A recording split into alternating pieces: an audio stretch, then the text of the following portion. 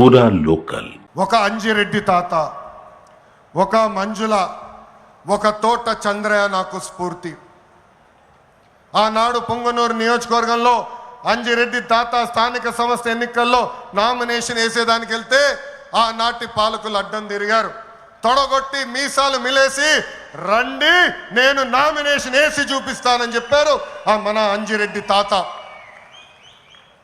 బూత్లో రిగ్గింగ్ జరుగుతుందని బూత్కి వెళ్ళి కూర్చుంది మంజుల. ఏకంగా మంజుల గారు ఉంటే బూత్ రిగ్గింగ్ జరగదని ఆమె పైన దాడి చేశారు.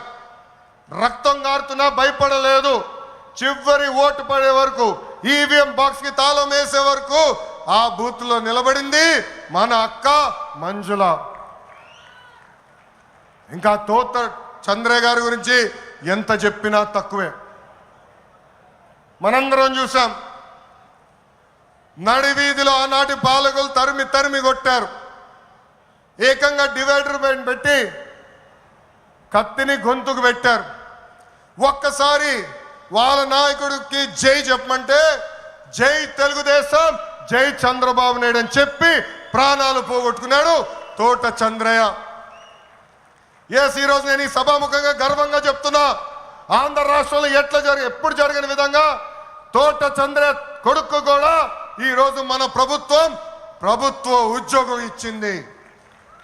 అందుకే తెలుగుదేశం పార్టీలో కార్యకర్తలే మన అధినేత.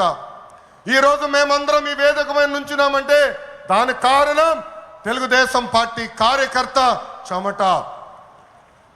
ఆనాడు చంద్రబాబు గారు ఒక్క పిలిపిస్తే బాబు షూరిటీ భవిష్యత్ గ్యారంటీ చేశారు. నేను ఆనాడు నియోజకవర్గానికి వచ్చి మాట్లాడా, శంఖారావం చేయాలి, ప్రతి గడప తొక్కాలంటే మీరందరూ తొక్కారు.